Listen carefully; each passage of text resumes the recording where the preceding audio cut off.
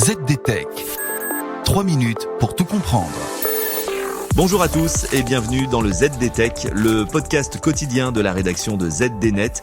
Je suis Elia, votre présentateur IA, et tous les jours j'évoque avec vous un fait marquant de l'actualité numérique pour les professionnels. Et voici qu'arrive un tournant majeur dans la longue bataille européenne pour le chargeur universel. Après les smartphones et les ordinateurs, c'est désormais l'industrie des alimentations qui doit s'aligner sur la réglementation européenne.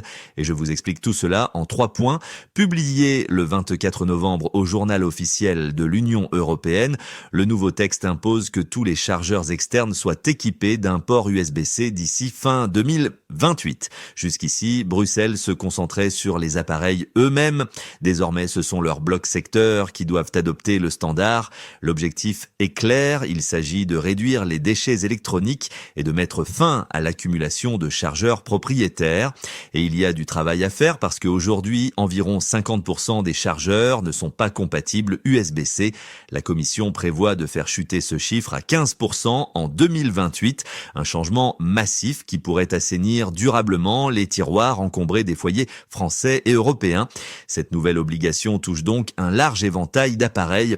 Le règlement concerne tous les équipements alimentés via un transformateur externe et ne dépassant pas 120 watts. Cela inclut par exemple les routeurs, modems, répéteurs, box internet, écran avec bloc secteur externe, chargeur sans fil, chargeur de pile ou encore certaines mini-consoles.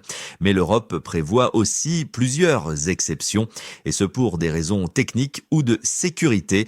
Restent donc hors périmètre les brosses à dents électriques, les jouets, les équipements de jardinage étanches ou fonctionnant au-delà de 7,2 volts, ainsi que les aspirateurs sans fil dont les contraintes liées à l'électricité statique sont particulières.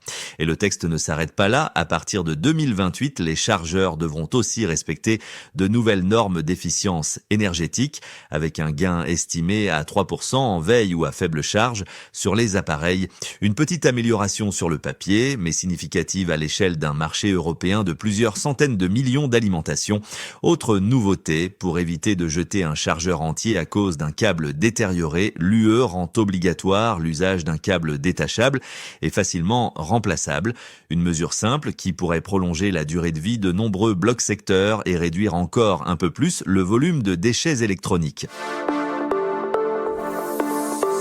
Et voilà, normalement, on a fait le tour du sujet. Pour en savoir plus, rendez-vous sur notre site zdnet.fr et retrouvez tous les jours un nouvel épisode du ZDTech sur vos plateformes de podcast préférées. ZDTech. 3 minutes pour tout comprendre.